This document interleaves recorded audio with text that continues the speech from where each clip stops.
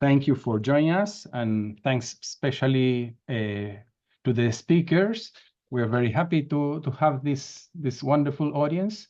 And well, as far as time is passing, we are approaching the 2025, and then Nicaea will be in the center of our activities. We have 3 speakers instead of 4 because Dorothee Schenk has a health issue, nothing serious, but she will not be able to join us. And then we will start with Louis Ayres. Louis does not need a presentation, especially in this area. All of us, we know this important book. He has written in Trinitarian theology, well, the book of Nicaea and its legacy, and also Augustine and the Trinity. Now he's working in biblical exegesis in the early church. He has published handbooks in Oxford University Press, etc. He belongs to he works in Durham University, but he is in close relations with the Australian Catholic University and the Angelicum, that is the St. Thomas University in Rome. Welcome, Louis, and the floor is yours. Thank you very much, Samuel. I hope everyone can hear me. Thank you all for coming. This, I'm afraid, will turn out to be a paper on 1 paragraph, but that is what we patristic scholars do. I would like to begin with a simple question, one that I will try to address by focusing on just 1 passage in one of Alexander's letters. How far is Alexander an innovator? How far is he only preparing the way for the theological shifts of later post-Nicene figures? It is commonplace to speak of Arius as both representing an existing strand of early Christian theology and as also an innovator, offering a position more intentionally subordinationist than is to be found in his predecessors. How far is Alexander also an innovator? As you will all know, answering this question is very difficult, simply because we have only a small corpus from Alexander, the most important part of which consists in just 2 letters. Accordingly, any answer must be tentative, but I do think we can give one that's fairly clear. In order to do that, I will focus on 1 example of Alexander's exegesis, his use of John 1:3, and try to place that exegesis in a broader historical context to understand where precisely Alexander innovates. So, in his letter to Alexander of Byzantium, chapters 15 to 16, Alexander uses John 1:3 at the very beginning of his own exposition, not simply his criticism of predecessors. Or rather, John 1:3 is central to his exposition of John's 3 verses as a whole. I'll quote from the translation in Samuel's wonderful collection. Well, the translator is here, is Jean-Paul Judge. Oh, Jean-Paul, yes. Hi, Jean-Paul. Yes, it's a lovely translation. The same John says that everything came to be through him, John 1:3. For he showed the distinctiveness of his hypostasis when he said, in the beginning was the Logos, and the Logos was with God, and the Logos was God. Everything came to be through him, and without him not one thing came to be. For if everything came to be through him, how is it that he, who freely gave existence to those that came to be, once was not? If the Logos was in the beginning, and if everything came to be through him, and he made them out of nothing, then the Logos, the maker, is in no way declared to be of the same nature, physis, as those that come into existence. As something produced out of nothing, the cosmos has a newer hypostasis and a recent begetting, since everything has received such existence from the Father through the Son. Now, and some people might disagree with me, But because of the parallel between the two uses of hypostasis in this text, I think that when Alexander speaks of the Son's hypostasis here, is not referring to the Son's distinct existence, but just using it in the sense of physis. The Son has a hypostasis in some sense shared with the Father, just as everything at the end of the text created through the Logos shares a hypostasis. It is along the same lines, I think, that Alexander is arguing when he says a little later that there is no diastema interval between the Father and Son. The action of God creating through the Word means that the Word cannot be one of the things that are created.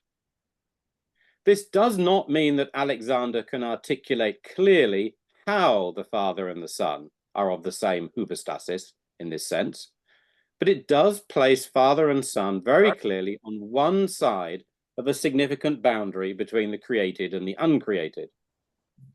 The basic elements of the argument are those that will be found in many subsequent defenders of Nicaea, not least in Athanasius. The fact that God creates through the Word indicates the Word is distinct from the creation, and one must interpret the verse by supposing an absolute distinction between the Creator and the creation. How far is this reading new? Allow me to begin by comparing Alexander's exegesis to that of Origen. It's worth noting that in the De Principiis, John 1:3 is simply of no great significance at all. But if we look to the commentary on John, and especially to book 2 of that work, and it's book 2 of that work that if you look in Opitz's footnotes, Opitz draws connections between Alexander and book 2 of the commentary on John. If you look in book 2, we find some quite striking features, I think, in comparison with Alexander. John 1:3 is not used to comment on the relationship of Father and Son directly. The verse is the subject of an extended reflection on what may be said to be created through the Word. The Spirit, Origen decides, is made or generated through the Word, and we should also ask, strangely, whether the attributes of Christ can be said to be created through the Word. Origen is also concerned whether there are things made that are not made through Christ.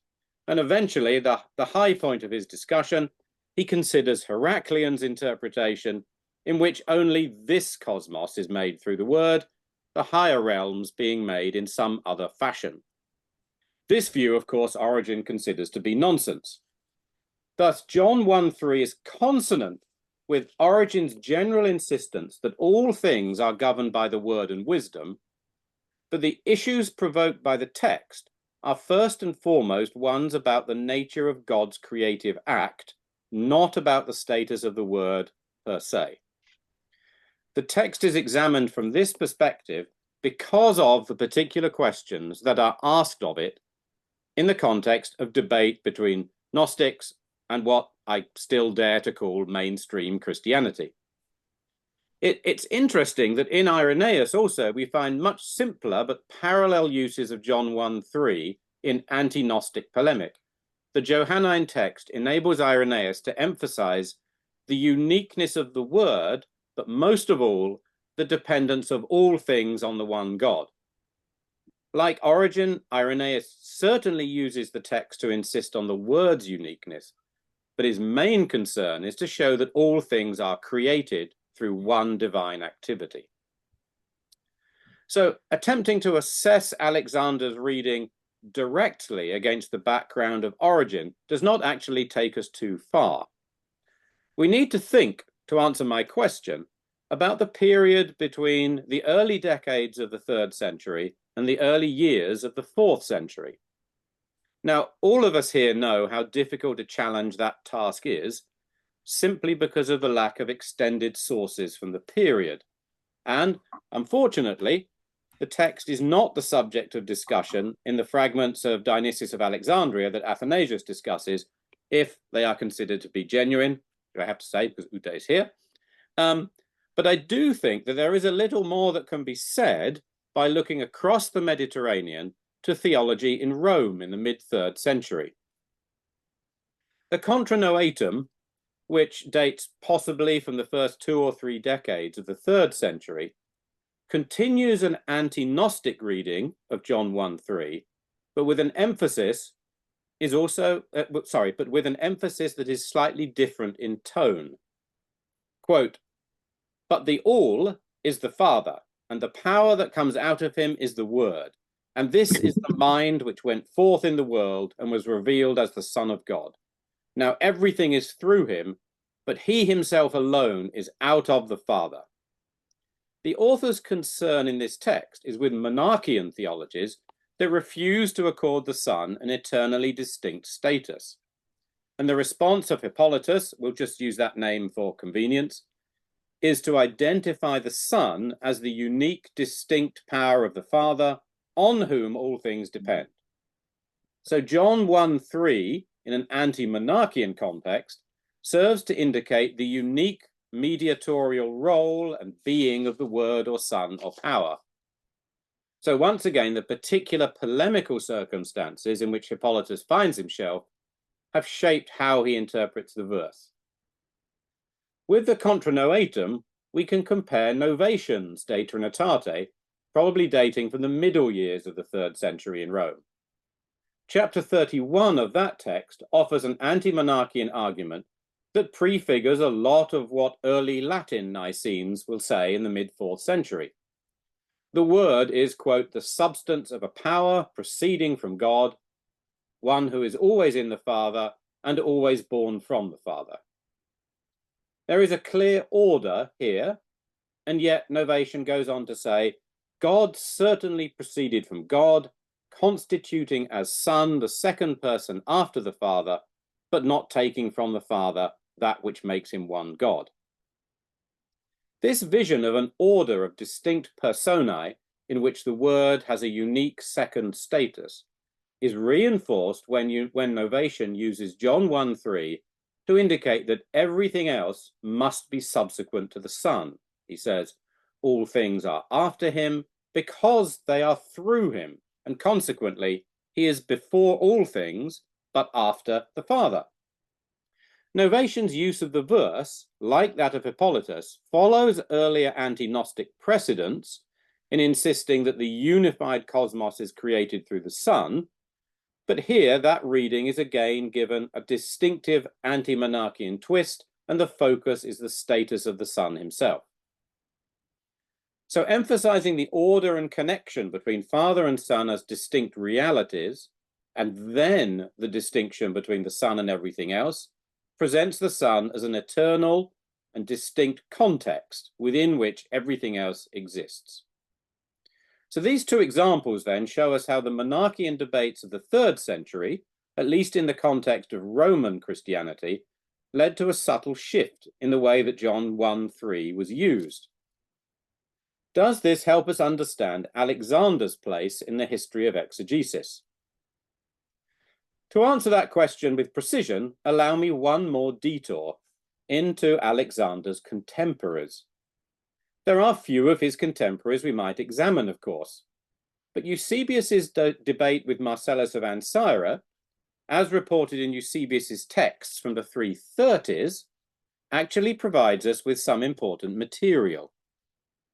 Marcellus uses John 1:3, but always as part of his insistence that the Son comes out of the Father so that all things can be made through him. In the surviving fragments, Marcellus does not reflect in any depth on the meaning of the word through. He merely uses it as part of his claim that the word comes forth from the Father in activity and for a specific purpose. In response, Eusebius offers what, by comparison with Novatian and Hippolytus, I think we can now call a classic anti-monarchian reading of John 1:3. The picture, however, is complicated because Eusebius is fighting on two fronts at once. In a fascinating passage of Book 1 of the Ecclesiastical Theology, which possibly dates from the very last years of Eusebius's life, Eusebius seems to be distancing himself from Asterius. He argues that to speak of the Son as one who comes into being like one of the other creatures, undermines the obvious sense of the title only begotten. Indeed, he continues, quote, "The divine oracles do not teach in this way. They consistently give the witness that all things come into existence through him." And then Eusebius quotes John 1:3 and Colossians 1:16, "In him all things were created." The anti-Gnostic use of this verse is once again turned against Asterius. Because all things come into being through the Son cannot be one of those things. Now this, interestingly, is one part of the exegesis that, of course, will become central to all defenders of Nicaea who use the verse and is shared with Alexander. But in Book 2 of the Ecclesiastical Theology, Eusebius is fighting a different battle, and here with Marcellus, and he considers the term through. And immediately we see why Eusebius is no supporter of Alexander. Through, he tells us, indicates service. The law was given through Moses, and grace comes through Christ. In both cases, the Father brings about something through one who serves him. Thus, the word through indicates that there must be two beings, one ordering and one taking orders. And the one who takes orders must have been there in the beginning and existing with the Father, for other textual reasons.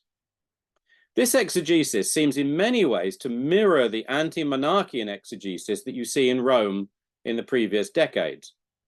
But I don't think this should surprise us. The challenge that Marcellus presented to Eusebius is pretty similar to that presented by Noetus in Rome. In response, it's not surprising if Eusebius's exegesis of the verse has many similar features to that which you see in Novatian, even if this is a parallel rarely drawn.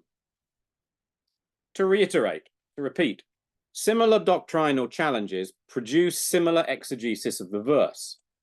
But we should add, of course, that the verse itself, by the very structure of its phrasing, suggests particular paths for interpretation. A text itself does exercise some control over the plurality of its interpretation. An interpreter, of course, works with a particular inheritance or within a particular tradition, and an interpreter approaches any text with their own particular emphases. But the text is not itself voiceless. Particular phrasing thus suggests particular routes for the interpreter to follow. And here, the use of through seems to have suggested a variety of strategies depending on the opponents that a particular theologian wished to attack. We can now turn back to Alexander. Alexander's reading of John 1:3 looks a little like that of Eusebius. Both authors use the text to indicate that the word is distinct from everything that follows, and both also use the text as part of a collection of texts to indicate that the word exists from eternity. But Alexander presents the closeness of Father and Son within an overall vision of a simple and stark division between the created and the uncreated, two different hypostases or physes. Alexander possesses no consistent terminology for speaking of that which Father and Son share or how they share it, though he clearly believes them to be eternally distinct and in some sense eternally united. Indeed, Alexander actually makes little or no attempt to explore their relationship beyond insisting on this distinctiveness and co-eternity. But he does already hold to a principle that is perhaps the central mark of Athanasius's account, the absolute and primary distinction between the created and the uncreated. The fact that his opponents, Alexander's opponents, have focused so strongly on the question of whether the Son is created or not must have pressed him to this stark distinction. The question that they raise seems then to have pushed him to change what I have called the anti-monarchian use of John 1:3. There are still hints in at least one place during this letter of a mediatorial role for the Son between Father and creation. But this possibility is far less attenuated than the picture we still see in Eusebius 15 or so years later. It's been commonplace to say that Athanasius must have learnt a great deal from his predecessor. But I do not think that scholars have been sufficiently willing to notice the ways in which Alexander himself seems to innovate. The argument, of course, is a speculative one, simply because the evidence is so restricted, but it's not nothing. It's commonplace to notice that the theologies of Arius and Asterius offer an innovation, a starker and more directly subordinationist view of the Son's status. I think Alexander's letters permit us to note that he too innovates. His reading of John 1:3 follows lines we find in earlier anti-Gnostic and then anti-Monarchian uses of the verse, but it innovates in the way that it focuses so centrally on the distinction between the created and the uncreated, and avoids ranking Father and Son in any ontological hierarchy. Now, in some ways, all I've done for the past 15 minutes is to expand a little on Simonetti's brief discussion of Alexander in La Crisi Ariana. Simonetti does not discuss Alexander's use of John 1:3, but he does clearly recognize that Alexander innovates. Quote, Alexander greatly reduces the traditional subordinationism in Alexandrian theology, especially where he thoroughly develops the traditional theme of Christ as the image of God. Simonetti goes on to explain that Alexander develops the idea of Christ as image by reducing the distance between Father and Son. Recognizing that Alexander's exegesis is in some ways novel enables us to see a little more clearly how both Arius and Alexander represent shifts in tradition. In this case, shifts that were the catalyst for 4th century controversies. One more observation is, I think, important. I've commented only on Alexander's letter Hephilakos to Alexander of Byzantium, only one of the two complete texts that we have. Henos Somatos is a very different text because it is an encyclical letter and contains only a short amount of doctrinal exposition. That text does not offer any extended exegeses of any biblical text.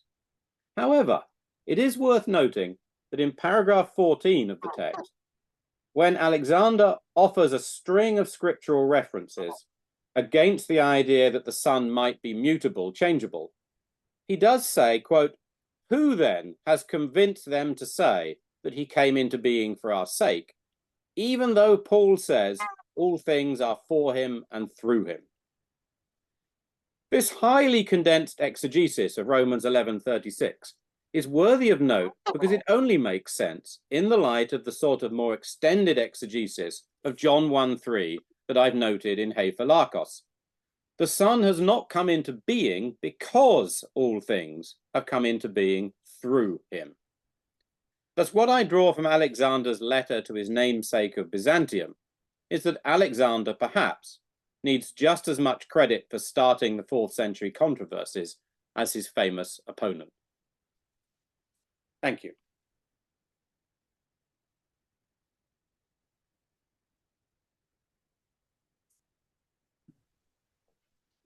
Uta. Okay, well, thank you very much, Luis, for this interesting discussion of the letter of Alexander. Now we have about 15 minutes for discussion, and then please you can show up your hand or via Zoom or physically.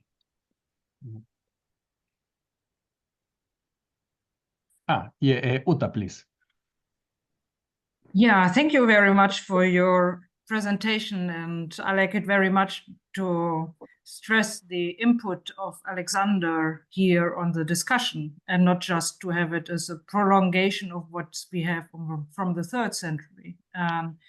I just want to add a remark on Eusebius. I think it would be worthwhile to look at the beginning of his church history, where he actually has his short summary of this Trinitarian theology, so to say. And this is, with respect to chronology, more close to Alexander and Arius, not the anti-Marcellan treatises.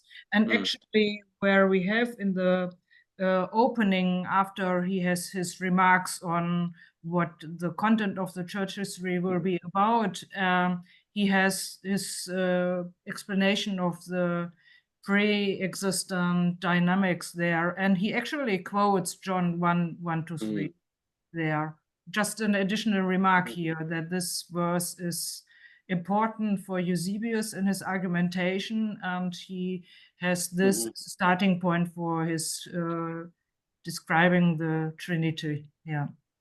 Yeah, I think that's quite right, obviously. And that passage is very interesting because there he offers this analogy of the emperor sending his general as a way of understanding the second person. I concentrated on the anti-Marcellan treatise because there you see this anti-monarchy in use, which is so similar to that you've got in Rome in the 3rd century. And I think that really does raise this question of how far the text itself opens up certain avenues of investigation. You know, if you are a Eusebius, then the way the text is structured emphasizes, yes, there is someone who is taking orders. There must be someone who is in charge of the creation. But from another angle, it's about the division between what is created and what is not. So the text creates a variety of different pathways just by its wording. It doesn't force you to take one of those pathways, but it pushes you in one or two or three directions, I think. Thank you. Yeah. You know, well, David, please. Sorry, thanks very much, Lewis. Possibly a tangent, I don't know. I'm very interested in the debate over the word created in the run-up to Nicaea, because I ended up entangled in the argument over was it in the anathemas. Yes. With that very odd manuscript transmission where it is in the Athanasian versions. Yeah. And I mean, originally I simply followed it was Maurice Wiles's main argument that, you know, this is an Athanasius edition. What Mark Edwards has been arguing is this was actually one of the serious debates in the lead up to Nicaea. It may have been indeed in the draft. Could that tie in here, that Alexander is moving towards that much clearer separation? And therefore, the separation over created, which would, of course, have alarmed a number of the bishops at Nicaea who were used to that language. Yeah, no, I think that must be some sort of consequence. I mean, obviously, we're just speculating with Alexander, but I think as soon as you have this very stark distinction between created or eternal, then any debate over catismum, poema, and the rest of these terms, you can only say, well, they either mean X or Y. There's a simple opposition, which in some ways is philosophically unsophisticated in the time, but at another level is saying actually a basic distinction is more important. So it must be that Alexander is sympathetic to that sort of thing. So I suspect that, yeah, I think that Mark Edwards is probably right. There is debate about these sorts of terms because it's a natural consequence of what's going on. But it's just so difficult to tell, you know. I mean, I thought there might be something in Methodius that would help, but there isn't really. It was a pity. But Thank you. Well, I also have a question. The question would be, to what extent this letter gives us some hints to know the theological profile of the addressee, that is the Alexander of Byzantium, in the sense that you said that, well, all these anti-monarchian statements would be shocking, for example, for Marcellus, and maybe for Eustathius, and so on. And then this could give some light, shed some light on the relationship between the different versions Alexander circulated, because he speaks about the Thomus, but possibly this Thomas would not be suitable for example, Eustachius or Marcellus. No, well, I think that when you look at either Henosomatos or the 325 decree from Ancyra, what you see is an attempt to find a form of words, I think, that will allow people like Eustathius and Marcellus to agree. So it has to avoid some of the material that you find here.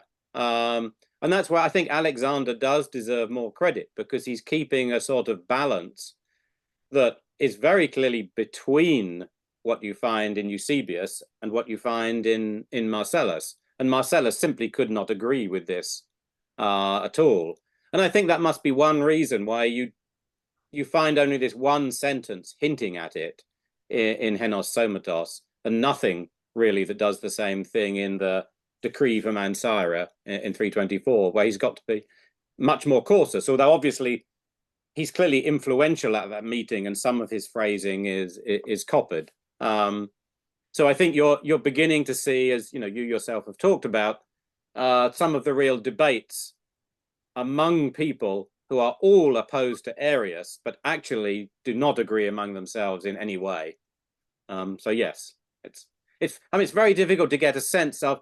I think that Alexander assumes that the addressee will accept his arguments. Yeah. Okay. He speaks very confidently, and I think he speaks very personally. He's telling you his theology, and he would not do that unless he thought he would be accepted. He's not trying to persuade, he's trying to offer more arguments. So I think that you can put Alexander on his, in his camp, in the same way that later you have to put, I think, the mysterious Paul of Constantinople as a sort of supporter of Nicaea. So he's part of that network. And I presume that means that Alexander, like his successor, is probably not a supporter of Marcellus and Eustathius. But, they are, well, they're quite different from Alexander. Thank you. So, Alberto Camplani, please. Thank you.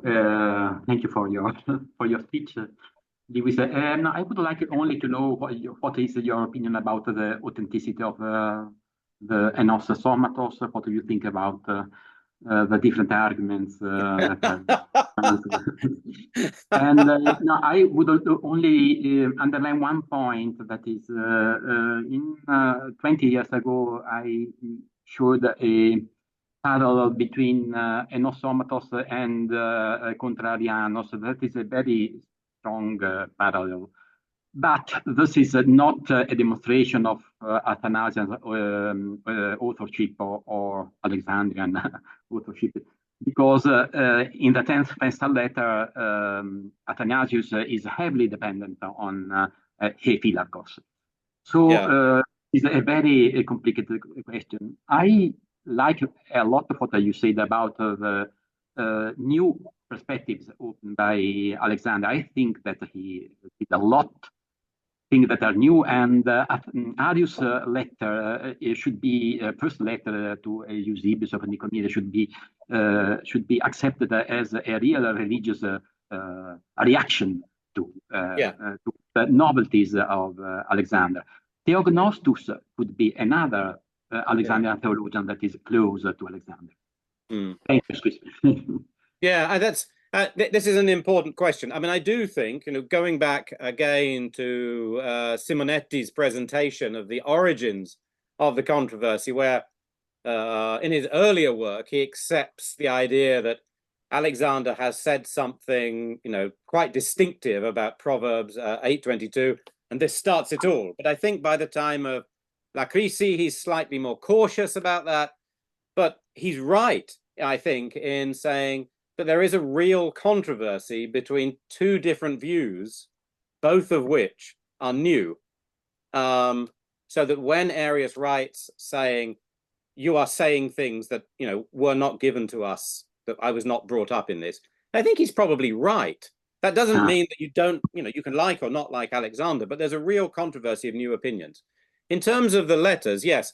I mean, Hypolakos represents a much more personal statement, and it represents the sort of thing that is clearly really influential on Athanasius, I think. As you say, you can trace those connections with the 10th Festal letter. And it's not surprising, I think, that when Athanasius starts to oppose Arian positions in the Contra Arianos, he turns back to these Alexander themes, the themes from Alexander. It's interesting that they're not really present in the De Incarnatione. That's another question. But yeah. Henos Somatos. Well, yeah, I assume naively, perhaps, that it is genuine. Athanasius is referring to it, but that Athanasius is much less interested in that text because it simply doesn't have much theological weight. It's useful for him. You know, maybe he has added sections, but it's useful for him simply because it represents an early condemnation. But yeah, I think it's genuine, but I may be naive in that view. That's that.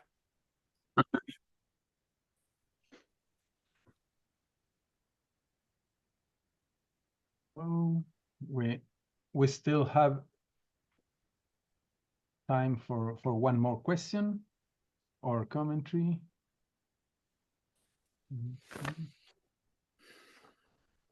Otherwise, yeah. Abbasso. Yeah, Uta, please. Yeah, just on one additional question about the letter. And so it's a very long letter compared to other documents we have. And so with respect to the question of dealing with letters as a genre, so it's a mixture of a letter and a theological treatise. And so you think that the addressee is very much in common or has the same theological convictions with Alexander, but shouldn't we in this case expect a much shorter letter? I mean, it's a very good question. It's a very good question. But I think that because if you were writing a letter in order to convince all of the other bishops that you were right, you would not show so extensively what you thought yourself. You would go for a more traditional theology in the way that Henos Somatos does, or the Ancyran Council does, or even the way that Arius does when he writes to the other Eusebii. He says a few things that are clearly his, but he's speaking in a way that he hopes they will recognize. So I assume that this is quite a clear declaration of his own personal theology, and so he has sent it to Alexander and maybe to other bishops he thinks who are on his side already. It is very long, and that's strange, but I don't see, it doesn't look like a composite document. I don't think there's an easy way to cut it down. It is almost a theological treatise, but there are other parallels between the early 4th century and the early 5th century of letters which are at this length. It's just that it's one of the first that we have that's quite at this length and calls itself a letter. So I think in that later context, it's acceptable as a letter. But I think that would be the parallel I'd offer. But yeah, I assume that it only makes sense if it's addressed to people who basically agree with him, because it's such an innovation, I think. He doesn't do almost what you would expect him to do and say a little bit more about the way in which the Son is a mediator between the Father and the creation. He just avoids that completely. And I find that quite striking. Yeah, thank you. Just let me add a short remark. So, so you stressed that Alexander is an innovator, and so perhaps he's not only an innovator by content about his theology on John 1:3, for example, but perhaps also an innovator with respect to genre, to write those long theological treatise letters. But that's an interesting idea. Yeah. Yes, now that's an interesting idea, Uta. I'd not thought of that. Yeah. Okay, well, thank you very much. Well, and the funny thing is that Alexander, in this long letter, he accused his opponent of circulating long letters. No? Yes. He's doing more or less the same. Sorry, Alberto, we still have. A good idea by Uta. I think that in Athanasius, the Decretis Nicaean Synodis is a long letter. The life of Anthony is a long letter, and so on. No, but this is could be interesting because it is clear that here the episcopal letter is becoming counting more than in the past. I think this could be really a new a new way of expressing theology. No more in the and not only in the form of treatises, but also in the form of letters that are more authoritative from a certain point of view, from episcopal point of view. Yeah, but, I think that's a really here because I'm speaking of things that are not so well known by me.